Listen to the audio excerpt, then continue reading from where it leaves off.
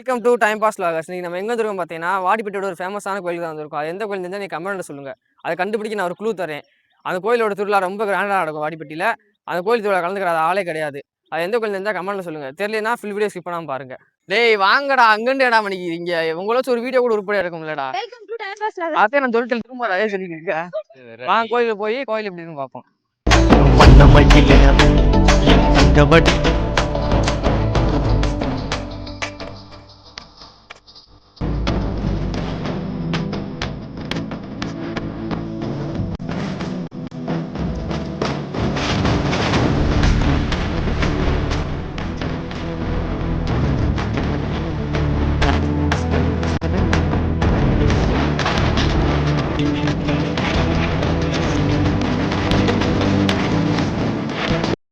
சாம்பார் சோறு இருக்கு, வாழைப்பழம் இருக்கு, பொங்கல்லாம் இருக்கு. உன்கிட்ட இருக்கா? என்கிட்ட புளி சோறு இருக்கு, உன்கிட்ட இருக்கா? நான் உங்க 2 பேருக்கு தாரேன்.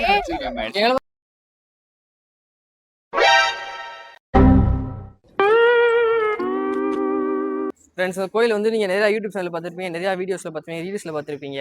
இந்த கோயிலை பற்றி நிறையா பேர் வீடியோ எடுத்து போட்டிருப்பாங்க. ஆனால் கோயில் உருவான கதை இதுவரை யாருமே சொல்லிக்க மாட்டாங்க. அந்த கதையை இப்போ நான் சொல்ல போகிறேன். இந்த கோயிலை கட்டினவர் வந்து ஒரு சித்தர். அந்த சித்தர் பேர் என்ன தெரிஞ்சால் நீங்கள் கமெண்ட்டில் சொல்லுங்கள். அவரோட பேர் என்ன உங்களுக்கு தெரியலனா வீடியோ ஸ்கிப் பண்ணாமல் கடைசி வரைக்கும் பாருங்கள். அவரோட பேரை வீடியோட கடைசியில் நான் சொல்கிறேன். அவரோட இன்னொரு பேர் வந்து மௌன குருநாதன் சொல்லுவாங்க. அவரோட உண்மையான பேர் என்னன்னு தெரிஞ்சால் நீங்கள் கமெண்ட்டில் சொல்லுங்கள். அவர் வந்துட்டு எங்கள் ஊரில் ஜீவசமாதி ஆகிட்டார். அடுத்த வீடியோவில் வந்து அவரோட சமாதியை உங்களுக்கு போய் காட்டுறேன். அவரோட ஜீவசமாதி இருக்க இடத்து பேர் சொக்கர் மடம்னு சொல்லுவாங்க. இந்த கோயிலோட திருவிழா பேர் வந்து பூப்பல்லாக்குன்னு சொல்லுவாங்க. பூப்பல்லாக்குனா அதாவது பல்லாக்கில் வந்து பூ அலங்காரம் பண்ணி முருகனை வந்து சுற்றிக்கிட்டு வருவாங்க. அது வந்து வாடிப்பட்டியில் ரொம்ப கிராண்டாக நடக்கும்.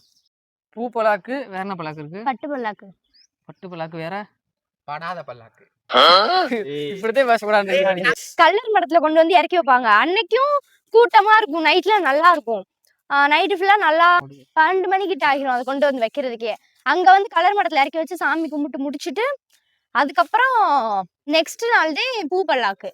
அன்னைக்குதான் நைட்டு ஃபுல்லா கடையா போட்டு சாமி கும்பிடுவாங்க. வல்லப கணபதி கோயில்ல வச்சிருப்பாங்க அந்த பல்லாக்கு. அந்த கோயில் வந்து சர்ச்சுக்கு ஆப்போசிட்ல இருக்கு. ஃபர்ஸ்ட் நாள் பட்டு பல்லாக்கு.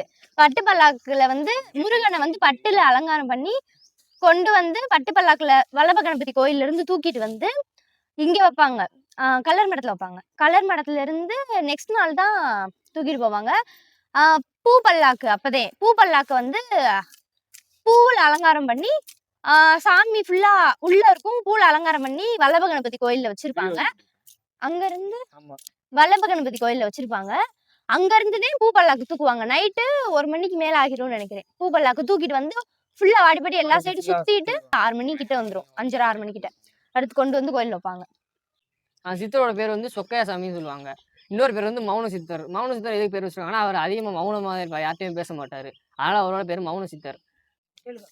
இது என்னடா மலை? இந்த மலையா? இது வந்து சிறுமலையில ஒரு மலை.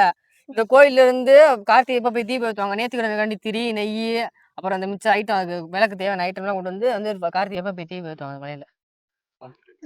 அவனோட தோட்டத்துக்கு வந்துருந்தோம். அங்கே உள்ள போய் எப்படி பார்ப்போம்.